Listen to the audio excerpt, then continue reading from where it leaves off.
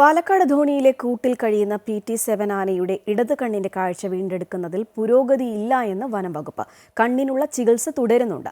ആനയ്ക്ക് മറ്റ് ശാരീരിക പ്രശ്നങ്ങളൊന്നുമില്ല എന്നും PT-7നെ തിരികെ കാട്ടിലേക്ക് വിട്ടാൽ ആനയുടെ സ്ഥിതി എങ്ങനെയാകുമെന്ന് പ്രവചിക്കാനാകില്ല എന്നും ഡിവിഷണൽ ഫോറസ്റ്റ് ഓഫീസർ പറഞ്ഞു.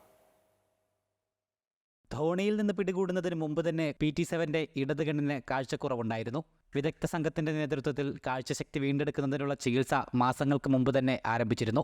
എന്നാൽ കാഴ്ചശക്തി വീണ്ടെടുക്കുന്നതിൽ പുരോഗതി ഉണ്ടാവുന്നില്ലെന്നാണ് വനം വകുപ്പ് അധികൃതർ പറയുന്നത്. കണ്ണിനുള്ള ചികിത്സ ഇപ്പോഴും തുടരുന്നുണ്ടെന്നും അധികൃതർ അറിയിച്ചു. കൂടുതൽ പരിശോധന നടത്തിയപ്പോൾ ലെഫ്റ്റ് കണ്ണിൽ ഒരു അഡ്വാൻസ് കാറ്ററാക്ട് ആണെന്ന് പറയുന്നത്. അപ്പോൾ അതിന് മരുന്ന് ഉപയോഗിച്ചിട്ടുള്ള ചികിത്സ നടന്നുകൊണ്ടിരിക്കുന്നു. അത് ഇടക്കാലങ്ങളിലായിട്ട് നമ്മളത് റെഗുലറായിട്ട് മോണിറ്റർ ചെയ്യുന്നുണ്ട്. അപ്പോൾ അതിനെക്കുറിച്ചിട്ട് കൂടുതൽ അതിൻ്റെ ഒരു മെഡിക്കൽ കണ്ടീഷനെ കുറിച്ചിട്ട് ഡോക്ടേഴ്സിന് പറയാൻ പറ്റുള്ളൂ. പക്ഷേ ഇപ്പോൾ നിലവിലത്തെ കണ്ടീഷനിൽ ചെറിയ കാഴ്ചക്കുറവ് ഇപ്പോഴും ഉണ്ടെന്നാണ് അറിയാൻ കഴിയുന്നത്. ആന നിലവിൽ ശാന്തനാണ്. ശാരീരികമായി മറ്റു പ്രശ്നങ്ങളും PT-7 ആനയെ തിരികെ കാട്ടിലേക്ക് വിടണമെന്ന് തന്നെയാണ് വനം വകുപ്പിന്റെ നിലപാടെന്നും, എന്നാൽ തിരികെ കാട്ടിലേക്ക് വിട്ടാൽ ആനയുടെ സ്ഥിതി എങ്ങനെയാവുമെന്ന് പ്രവചിക്കാനാവില്ലെന്നും ഡിവിഷണൽ ഫോറസ്റ്റ് ഓഫീസർ പറഞ്ഞു.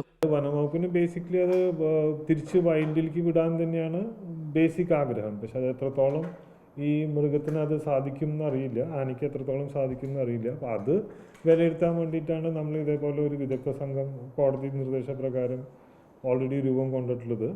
അപ്പോൾ അവരുടെ തീരുമാനം അനുസരിച്ചിട്ട് നമ്മൾ വനംവകുപ്പ് മുന്നോട്ട് പോകും. അമൃത ന്യൂസ്, പാലക്കാട്.